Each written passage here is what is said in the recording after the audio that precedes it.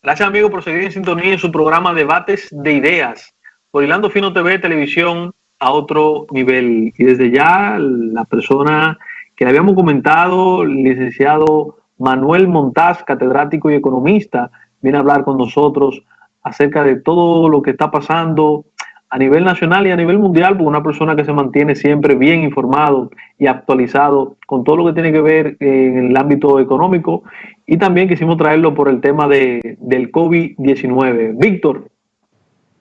Muy bien. Buenos días, Manuel, bienvenido. Muy bien, buenos días, que Dios le bendiga a todos. ¿Cómo está? Amén, muy bien. Muchísimas gracias por participar con nosotros aquí. Manuel, tenemos una situación un poco difícil, por no decir desastrosa, porque venimos de repetir unas elecciones y emplear un capital que no estaba previsto, más nos llega el COVID-19, que ha habido una inversión cuantiosa sin saber hasta cuándo. Y lo que estamos viendo, según la proyección del COVID-19, es que las próximas elecciones también van a tener que ser pospuestas. ¿Qué le espera a la República Dominicana, económicamente hablando, tras sufrir todos estos cambios que no estaban programados? Bueno, indudablemente nos enfrentamos hacia un tiempo de gran incertidumbre. Ha sido verdaderamente asombroso la manera en la que en cuestión de meses todos los planes de la humanidad, no solamente de la sociedad dominicana, han sido transformados. Una enfermedad de una letalidad modesta ha puesto prácticamente al mundo de rodillas, y en este sentido esto concomitantemente con la posposición de las elecciones y con la caída de la actividad económica agregada a nivel nacional, sin duda alguna nos conduce a un escenario muy delicado como nación. Pero no solo nosotros, sino también alrededor del mundo. Se estima que la economía dominicana para el año en curso, de mantenerse esta cuarentena y de seguir las proyecciones que se ven a nivel mundial, tendrá un decrecimiento de al menos un 7%. Ok. Eso es lo que se estima, un 7%. Sí, varios colegas, entre ellos el amigo Miguel Searajato, han presentado modelos econométricos que sostienen una reducción mínima de el 7% de la economía nacional, ¿ok? Y aparte de esto, una caída dramática en las recaudaciones fiscales. Para que tengan una idea, Germania Montaz comentaba que para el año en curso se recibe una crisis fiscal importante, ya que el gobierno debería perderse alrededor de 70,000 millones de pesos en recaudaciones fiscales, una parte considerable del presupuesto nacional. Montaz, el gobierno ha tomado algunas medidas y la banca también han tomado otras. Una de las que ha tomado la banca es evitar el pago digamos, de préstamos bancarios, préstamos hipotecarios, préstamos de vehículos, préstamos personales, los próximos 3 meses. ¿Cómo se va a manejar esto para las personas que nos están viendo, que tienen algún préstamo?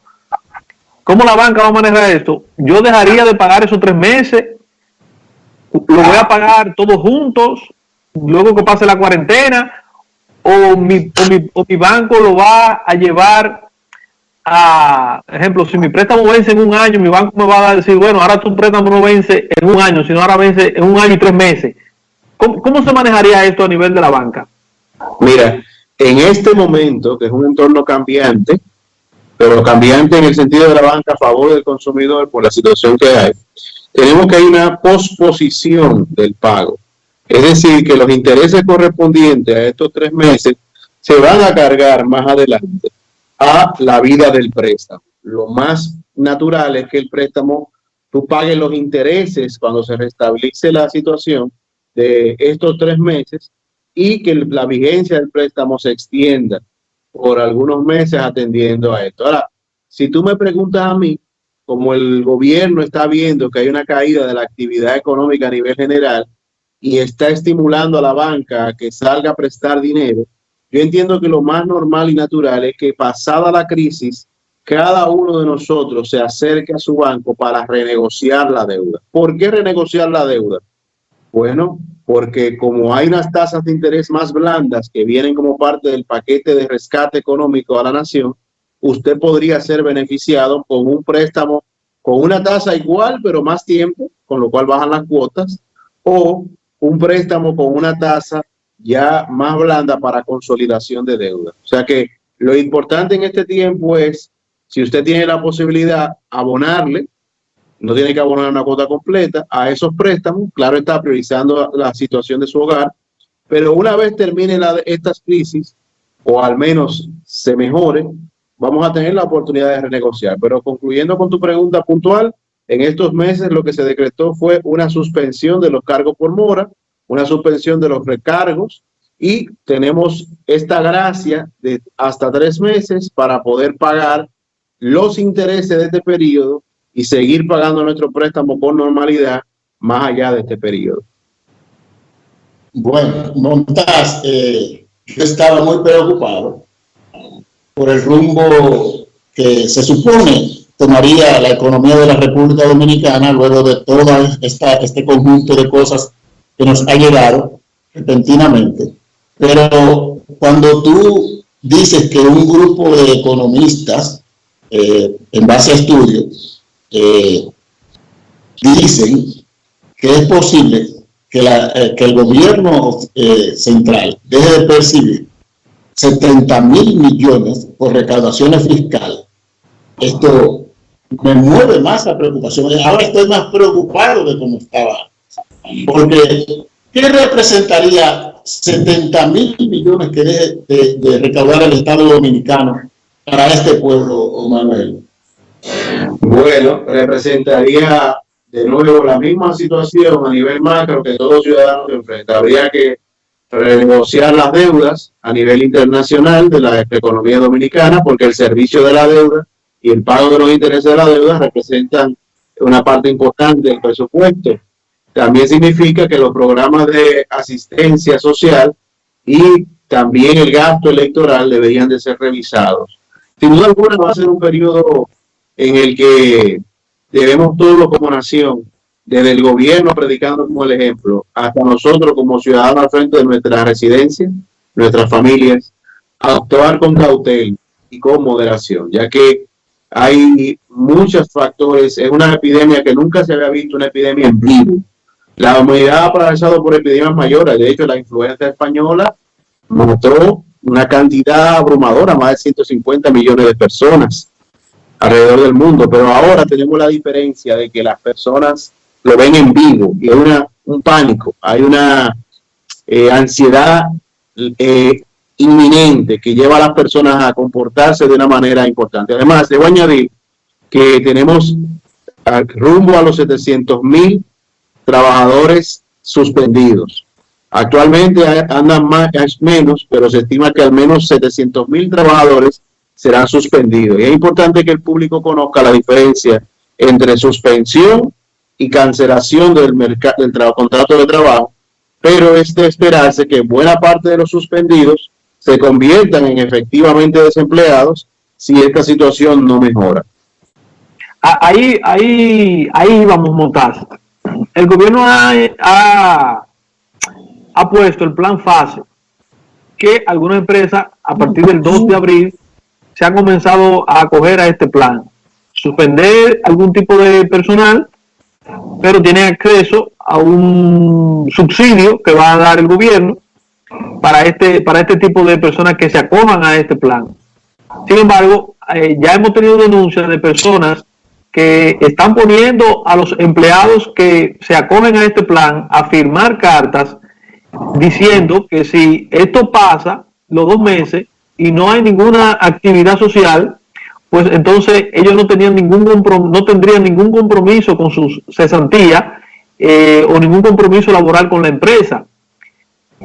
¿Cómo tú ves estas medidas y cómo tú ves el plan FASE? Y también ahí mismo, porque esas preguntas se concatenan, ¿cómo tú ves el plan de la tarjeta Solidaridad y los 5,000 pesos que se le han añadido?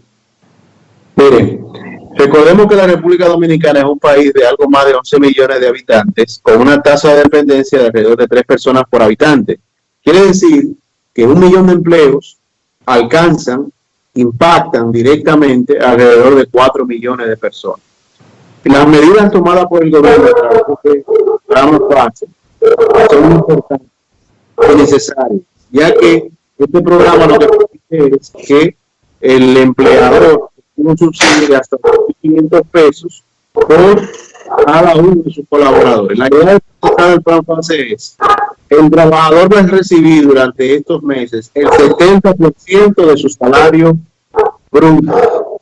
70%. Ese 70% se va a construir a partir del subsidio estatal, que llegaría a máximo 8.500 pesos, y el empleador tendría que completar la diferencia para llegar al 70%. En este contexto vale destacar que el empleador recibe este subsidio como un auxilio en respuesta a la poca actividad económica o ninguna que va a tener durante estos 2 meses. Seguro para un empleador. Imagínense una empresa con 500 empleados, no vender un peso en 2 meses y tener que pagar una nómina de 500 empleados, de cómo capitalizarían y llevarían a la quiebra a la empresa.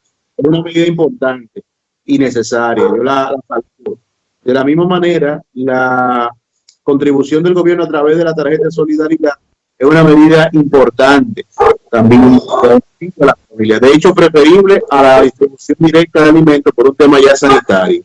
Lo que nosotros estaríamos más a favor es que en un futuro, en lugar de este tipo de medidas de transferencias condicionadas, lo que debe de ser el Estado es tener un programa de renta básica universal. Es decir, que todos los grupos poblacionales tengan una cuenta bancaria acreditada por el Estado Dominicano, a través de la cual él pueda automáticamente hacerle llegar una ayuda, sea con carácter mensual, sea con carácter periódico o extraordinario, como la situación que está. Imagínense que ahora mismo hay una gran parte de la población dominicana que no está incluida financieramente, que no tiene una cuenta bancaria y precisa recibir alimentos vía un programa que lo expone más de manera sanitaria y que es más costoso, porque un programa de transferencia condicionada como Solidaridad, Bono Luz, Bono Da, por cada peso que le da al ciudadano, deja mucho dinero en el cambio, en la forma de administración, en la forma de empleados, en la forma de mecanismo de validación de quién lleva esa transferencia, ni hablar de la corrupción y el clientelismo. Pero en resumen, creo que las medidas del gobierno son importantes, atinadas, pero no serán suficientes. Hace falta hacer más. Bueno, Manuel, visto el panorama sombrío que se describe a continuación, después que todo esto pase en la economía dominicana, habría que hacer un trabajo profundo para reorganizar la economía y relanzar la economía.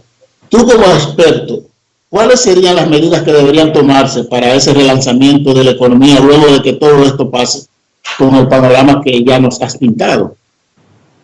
Bueno, mira, yo creo que la Biblia acierta cuando reconoce, como palabra de Dios que es, que en la multitud de consejos habita la sabiduría. El primer paso que yo tomaría sería convocar a todos los actores de la vida nacional a un diálogo nacional, porque la perspectiva del gobierno no es la misma del empresario, y la del empresario no es la misma del empleado sindical, afiliado a un sindicato, y desde fuera de un sindicato, como tampoco la de un empresario pyme. Entonces, creo que hace falta un diálogo nacional donde se socialice la perspectiva, porque, por ejemplo, el programa FASE que estábamos hablando ahora, si yo soy una pyme informal, yo no tengo acceso a eso. Entonces, la pyme está muy expuesta, él tiene una realidad que quizá el que está haciendo la política del gobierno o el que está viendo nuestro programa no la entiende porque no la vive. La realidad es lo que se vive. Pero el primer paso sería un diálogo nacional para, de manera expedita, nosotros como nación hacer un pacto que va a implicar sacrificios fiscales de parte del gobierno, pero también sacrificios de parte de la ciudadanía, de tal manera que podamos relanzar. Medidas que yo tomaría en esa dirección. Una medida importante sería crear un paquete de estímulo, como puede ser la compensación o condonación del ITEVIS durante los primeros 10 millones de pesos de la historia de las firmas o empresas que van a nacer a partir de ahora. Hay que tratar de crear las condiciones para que las personas puedan emprender, puedan seguir haciendo empresas, haciendo negocios. Pero en un contexto como este, va a haber poco acceso al crédito. Para una pyme es difícil tener acceso al crédito. En este contexto es más difícil todavía. Entonces, yo le propondría al gobierno dominicano que a partir de ahora las nuevas empresas, los primeros 10 millones de pesos de facturen, todo el ITEVIS de esos 10 millones de pesos, se le permita, como si fuera un aporte soberano a las empresas, retenerlo y usarlo como capital de trabajo. Esto así para ayudar al emprendimiento. Otra medida, dígame. No, continúa. Otras medidas importantes pues tienen que ver con la austeridad fiscal.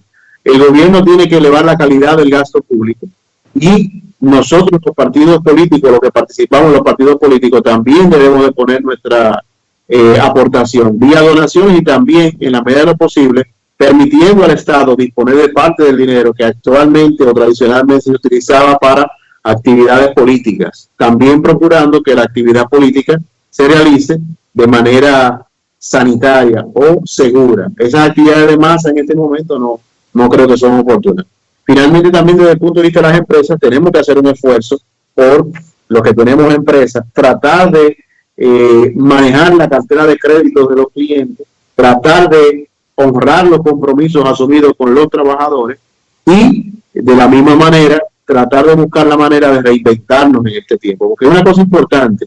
La humanidad ha atravesado por muchas crisis, como lo hacemos cada uno de nosotros cuando vivimos un desamor, cuando tenemos una pérdida, cuando perdemos nuestro trabajo. Lo importante a través de la crisis es, con la ayuda de Dios, establecer una nueva estrategia, abrir un nuevo camino. El hecho de que esta crisis sea tan grande para la humanidad no significa que no van a venir cosas positivas de ella para nosotros como nación y para cada uno de nosotros como ciudadanos. Yo mismo y muchas personas en estos días de reflexión, primeramente se han reconectado con las labores de sus hijos o hijas, han tenido más tiempo de calidad en familia, hemos pensado en oportunidades de negocio, la vida va a seguir, pero es importante abrazar el presente con una mirada en un futuro lleno de esperanza, porque sabemos que vamos a superar esto como nación y cada uno de los actores debe poner su parte. Quiero finalizar con las AFP que también deben de poner de su parte. Yo soy de la opinión que toda AFP debe facilitar al menos un salario a cada uno de los afiliados para también hacer un aporte dentro de este contexto de emergencia nacional. Muchos de esos trabajadores necesitan esos fondos ahora para poder llegar al mañana, del cual las AFP son una parte importante. Entonces, en conclusión, un diálogo nacional donde cada uno de los actores plantee su situación y salgan pactos, como lo fue el pacto educativo, que permitan que como nación podamos abrirnos frente y recuperarnos de esta crisis. No solo el gobierno, sino los ciudadanos, las empresas, los trabajadores, las iglesias, la sociedad civil en general, de la mano con un objetivo en mente: rescatar y salvar a la República Dominicana de esta tragedia que tenemos por delante. Montaz, hay personas que no entienden, en lo cual yo me incluyo, como una economía de la República Dominicana que lleva más de 12 años, 15 años creciendo, por encima de un 5%, en un momento llegó a ser la que más creció, la que más crece en Latinoamérica, incluso una vez comparada con la economía de China, tiene tantos problemas y para poder enfrentar el coronavirus ha tenido que tomar préstamos. Entonces la economía, el crecimiento, ¿qué ha pasado con esto y en la República Dominicana y el coronavirus? Mira, la República Dominicana es uno de los países alrededor del mundo que ha tenido mayor crecimiento sostenido. Un crecimiento que bien observa desde el año 2000 a la fecha supera los 5% en términos reales según las cifras oficiales. ¿Qué significa esto? Es una economía en vías de desarrollo, pero que ha tenido un viento a favor que le ha permitido, junto con buenas medidas de parte de las autoridades en algunos casos, crecer gracias al trabajo también de cada uno de los ciudadanos y ciudadanas. Ahora, ¿qué está pasando? Recuérdate que una cosa es el crecimiento de la economía y otra cosa es dónde se concentra ese crecimiento y cómo van creciendo concomitantemente con la economía las fuentes de financiamiento estatal. ¿Qué pasa? En nuestro país los impuestos, como en cualquier otro, son impopulares, pero la baja calidad del gasto público y la poca conexión del ciudadano con lo que hace la administración pública le hace que los impuestos sean todavía más impopulares. Entonces, ¿qué suelen hacer los gobiernos dominicanos? Se endeudan. Cuando se endeudan, van creando las condiciones para justificar una reforma fiscal más adelante. Para un país elevar su nivel de presión tributaria tiene que ir al Congreso Nacional. Eso significa un proceso que toma tiempo y que es impopular, y hasta hace poco teníamos elecciones cada 2 años. Entonces los gobiernos evitaban el tema de aumentar la presión fiscal. ¿Qué hacían? Se endeudaban. Cuando ya no podíamos aguantar más porque el servicio de la deuda era muy grande, siempre aparecía algún organismo internacional que dijera que había que elevar los impuestos, y servía como una forma de bajar el costo político. Además, se endeudan también porque gobiernan con una visión de corto plazo. Si eso hay que pagarlo en 4 años, yo gobierno ahora, gano las elecciones ahora y ya mañana averiguamos qué va a pasar después. Pero en definitiva, la República Dominicana ha sido un país de alto crecimiento. Ese crecimiento no se ha traducido en una mejora en la calidad de vida de la gente, importante, palpable. La gente ciudadana de a pie, es un país donde más el salario mediano del trabajador dominicano ronda los 16,000, 17,000 pesos mensuales, que es muy poco todavía. Y no sé si eso aclara tu duda, o si hay algo más en particular que quiere que te aclare. Víctor. Sí, mira, Manuel, hay dado el panorama sombrío que estamos viendo, que nos va a quedar y nos va a tocar luego que pasen ya toda esta pandemia, para volver a la normalidad. Ya España ha hecho la proyección a un largo plazo de que alrededor de 5 millones de personas, de habitantes, se quedarían sin empleo allá. Aquí hay una proyección, o se tiene más o menos un estimado de las personas que puedan quedar sin empleo luego de esta caída, de este desplome, que significará económicamente para el país todo lo que ha pasado. Mire, que yo sepa, no hay ninguna estimación oficial, porque primeramente no ha sido el momento, y segundo, no tenemos unas estadísticas tan completas de cómo va a impactar el coronavirus como para hacer ese análisis. Sin embargo, de que habrá un aumento importante de desempleo, lo habrá, por varias razones. Cerca de 1/3 del trabajo en la República Dominicana, tanto formal como informal, son los cuentapropistas, la gente que se autoemplea. Esas personas que se viven del diario, en la mayoría de los casos, se están comiendo su capital ahora mismo. O sea, se han quedado en casa, no han podido salir, sus ahorros, su capital de trabajo para su negocio lo han utilizado para paliar la crisis. Ellos no van a recibir el bono luz, no van a recibir solidaridad y no van a recibir tampoco el programa FASE. Entonces, ese segmento es muy vulnerable, y dependiendo de lo que hagan las autoridades y de lo que como nación decidamos, ellos podrían ser muy impactados. También el trabajador formal tiene un reto importante. Nos ayuda aquí el hecho de que las medidas que se han tomado con la suspensión alivian un poco la situación para las empresas, porque le permiten a ellos pagar solamente, digamos así, el 40 o 50% del salario de los trabajadores más pobres o de menores ingresos durante 1 o 2 meses, como una forma de aliviar la crisis, y de la mano con esto el Estado le va a permitir pagar una menor cantidad de impuestos, recargos y hasta renegociación de compromisos de pago que tenga. O sea, se le está buscando la vuelta, y además la banca le va a tratar de prestar a una tasa más blanda. El problema está en el medio. La gente que son profesionales independientes y las pymes que no están completamente formalizadas o no están formalizadas, que no tienen acceso ni a la ayuda del gobierno ni tampoco a créditos formales con la banca privada. Yo creo que en este panorama incierto, más que sombrío, el gobierno tiene un gran reto por delante, y nosotros como nación también. Fontás, ya estamos prácticamente llegando al final. Nos quedan unas cuantas preguntas todavía. Teníamos una pausa, pero vamos a terminar ya directo, sin hacer la pausa. Fontás, los agricultores, tú sabes que hay un mercado de esta economía que se alimenta o suple a lo que son los resorts, esos grandes hoteles que todos han cerrado sus puertas. ¿Qué medidas tú piensas que se le puede hacer enfocada a ellos hemos visto cómo la gente con tu amigo Emilio Galván de Cofenagro han ya dado la voz de alerta de qué están haciendo, qué van a hacer con los productores, pero también hay productores amigos que se nos han acercado a decir, bueno, eso está muy bien lo que están haciendo. Ahora yo tengo esta siembra, yo tengo esto en proceso, ¿qué voy a hacer con él? Me lo voy a tener que comer, porque ¿quién se lo va a comprar? Bueno, mira, no solamente el sector agrícola, también las divisas. Recuerden que la economía dominicana, el 7% del Producto Interno Bruto es divisa.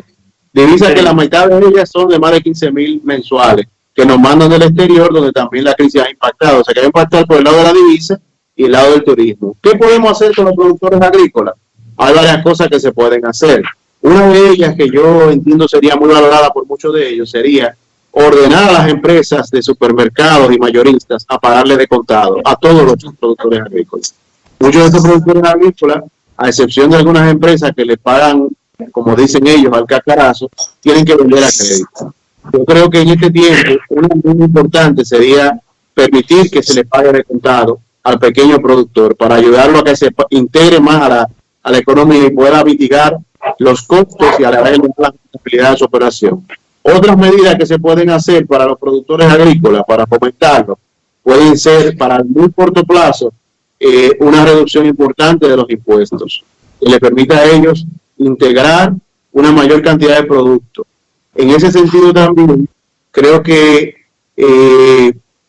para el sector agrícola como tal, aparte de esto, también se puede utilizar algún tipo de financiamiento blando. Pero ahora recordemos una cosa, decía Maquiavelo, que el príncipe sabio ve el problema a distancia y evita y aplica con tiempo el remedio. Ya estamos en la crisis. Entonces, la producción nacional no cambia de un día o de un mes para otro. Es un proceso gradual, la infraestructura productiva de un país para irla construyendo. Entonces, en un contexto de crisis como el que estamos ahora, no es tan fácil levantar la producción. Creo, sin embargo, que lo que debe hacer el gobierno es tratar de liberalizar los mercados de alimentos, de permitir al productor que se le pague de contado, exigirle a los mayoristas que paguen de contado, a los que no lo hagan ya, para darle un poco más de liquidez a ese sector y que pueda reinvertir más rápido y pueda recuperarse más rápido, sin necesidad de acudir a la banca. Y, ¿qué más decirle? Cualquier tipo de subsidio o donación podría ser interesante, pero debe ser en el contexto, reitero, de un diálogo nacional, donde la perspectiva de Conafenagro y de los sectores productores se ponga y contraste con la del gobierno, porque es muy bonito para mí decir aquí como economista, el gobierno tiene que dejar de cobrarle esto, el gobierno tiene que pagarle tal cosa, pero hay que ver la realidad del gobierno también, decir, señores, no van para tanto, tengo que hacer esto, y pongámonos de acuerdo. Además, quizás yo aquí como economista valoro el pago de contado, pero quizás con Conafenagro le interesa más otra cosa. Entonces, por eso es tan importante que nosotros vayamos a una mesa de diálogo, aunque sea virtual, y pueda cada uno de los actores poner sobre la mesa sus prioridades, sus necesidades y sus compromisos para con la nación de la cual cada uno de nosotros es parte. Mira, hablando del campo y del agro, Manuel, las visitas sorpresa que implementó el presidente Danilo Medina fue justamente con miras a fortalecer esos productores del campo y llevarlo quizás hasta un estadio que ellos puedan ser agentes de sus propios créditos. Y se supone que esto iba a mejorar, a la vez que mejoraba la parte de los campesinos, de los productores, iba a mejorar la parte de los consumidores, porque eso podría venir en que los productos le llegaran a un precio asequible a los consumidores. Sin embargo, en los últimos tiempos, antes de que llegara todo esto, hemos visto que los productos del campo se han escarecido, e incluso un plátano que llegaba a costar 25, 28 y hasta 30 pesos. ¿Qué crees tú que ha aportado a la economía nacional el hecho de que estas visitas sorpresas se hayan estado realizando con miras a capitalizar el campo? Yo creo que la mejor sorpresa que nos puede dar nuestro señor presidente es ponerse todavía más del lado del productor y del hombre y la mujer de trabajo en el país. Esa es la mejor y principal sorpresa que puede dar nuestro presidente. Yo no creo que la visita sorpresa tenga un impacto importante más allá de lo mediático. Más que la visita sorpresa podrían hacer las cooperativas. Yo entiendo que el sector cooperativo ha sido un sector que no ha sido valorado en su justa importancia. Y yo creo que más que visita sorpresa al presidente, lo que hace falta es constituir, capitalizar y fomentar una mayor cantidad de cooperativas orientadas a la producción agrícola, como lo está haciendo con la FENAGRO y como se ha hecho en otros lugares, pero con un mayor apoyo de parte del gobierno central. Es irrisoria la inversión que hace el Estado en el IDECOP. Y yo creo que, reitero, más que ir un día el presidente a tirarse una foto y a prometer y a dar un dinerito como que él es el dueño de los fondos públicos, yo creo mucho más en empoderar directamente a la gente a través de la cooperativa, a través de los concursos, a través de capacitación. Yo creo que más que visita sorpresa, lo que se debe hacer es un apoyo que resulte en un empoderamiento de la gente y no en convertirlo en una clientela política particular. No veo ningún impacto de la visita sorpresa en la producción. Yo creo que lo que ha hecho la visita sorpresa es servir de plataforma a los planes reeleccionistas de nuestro jefe de Estado o del partido de gobierno. Creo, sin embargo, que la situación que usted menciona de los alimentos y del famoso plátano, yo personalmente lo he visto a 24 como mucho, pero si llegara a 30, se debe también en parte al pánico.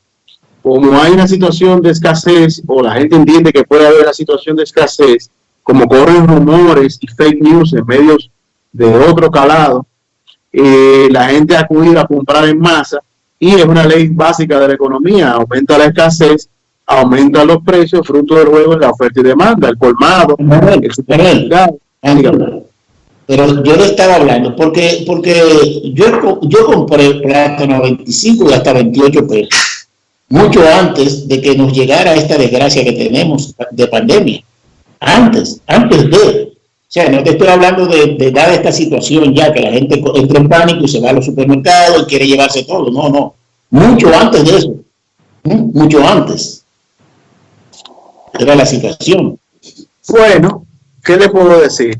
Yo sobre ese particular no tenía noticia de que el plátano, particularmente ese rubro, pero bueno, le digo, hay un tema que son los precios de mercado. El dueño de cada mercancía lo puede poner al precio que le plazca.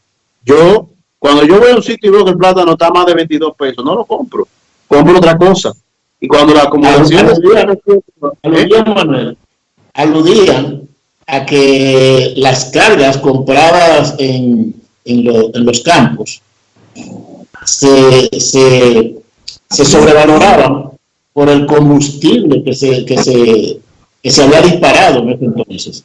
Entonces, con el transporte, esto hacía que se haya aumentado los precios. Bueno, mire, Montaz, dígame.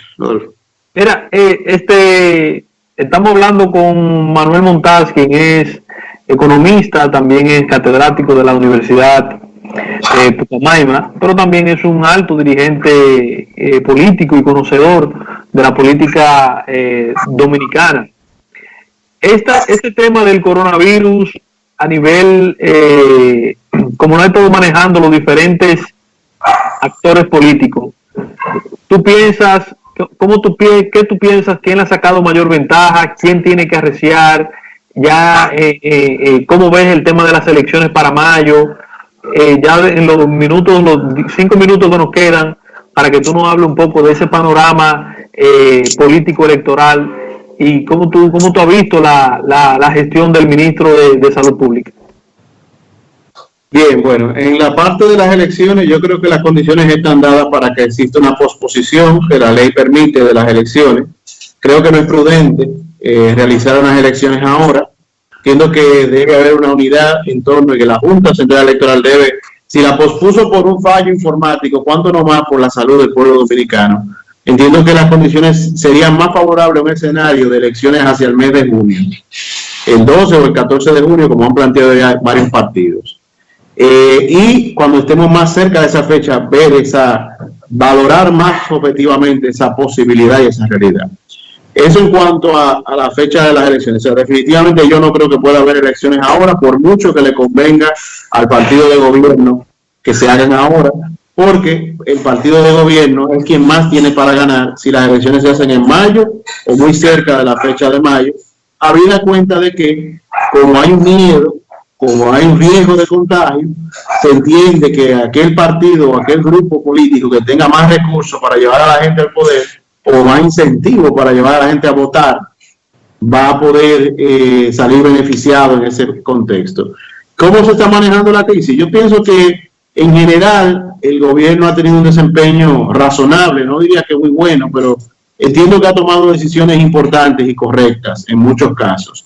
Claro está que después se destapa con la licitación esta mañana de los equipos médicos y uno dice, pero por Dios, ¿hasta cuándo? Pero en general, la iniciativa del programa FASE, las iniciativas de subsidio a través del programa de solidaridad, yo creo que han sido correctas. Y también los sacrificios fiscales que ha asumido han sido correctos. O sea, yo creo que el gobierno mal parado no sale, sino se desvía con este tema de la licitación y del manejo que uno de sus candidatos está haciendo de la crisis. Segundo, en cuanto a los candidatos, creo que Leonel Fernández ha tenido un manejo interesante, un manejo prudente de la crisis, creo que ha salido bien valorado. En la misma medida, si no más, creo que Luis Abinader también ha predicado con el ejemplo. Creo asimismo que el candidato del PLD sí está jugando un juego peligroso, ya que lo hemos visto violando la cuarentena, buscando un cierto protagonismo, y yo creo que el dominicano no le gusta mucho cuando un candidato busca demasiado sonido o anda muy en el medio.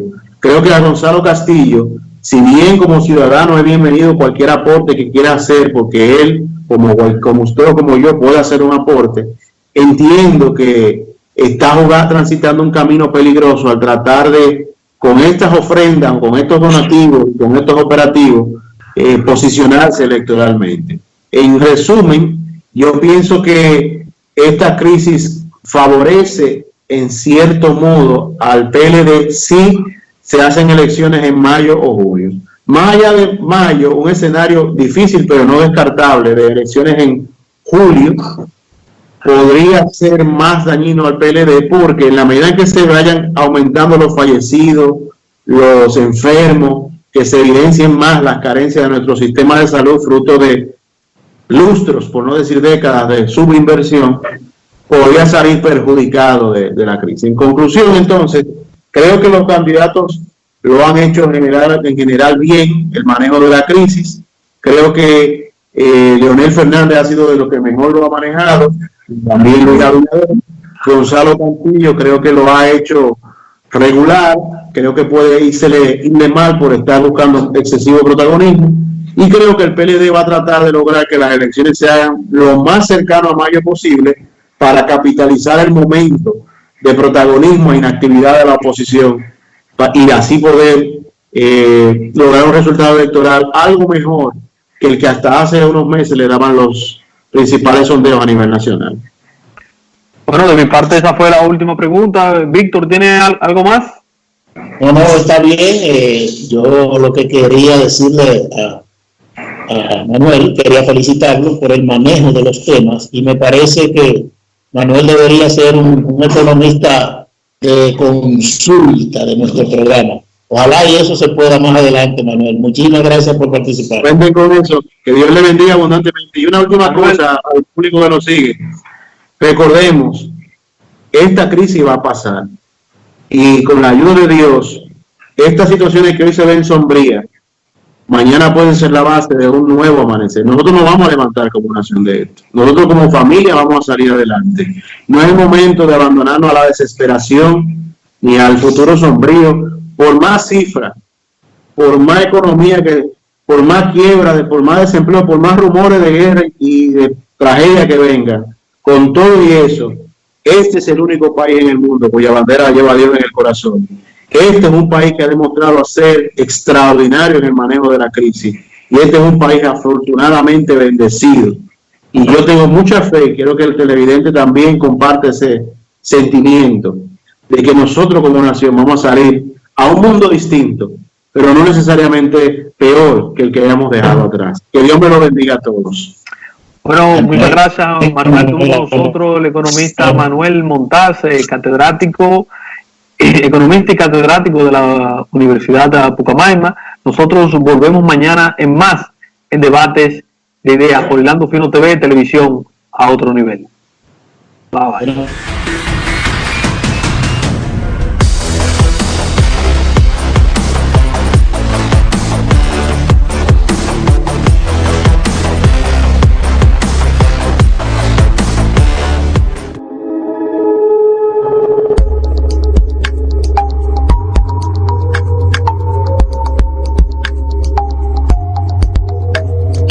Hilando Fino TV, televisión.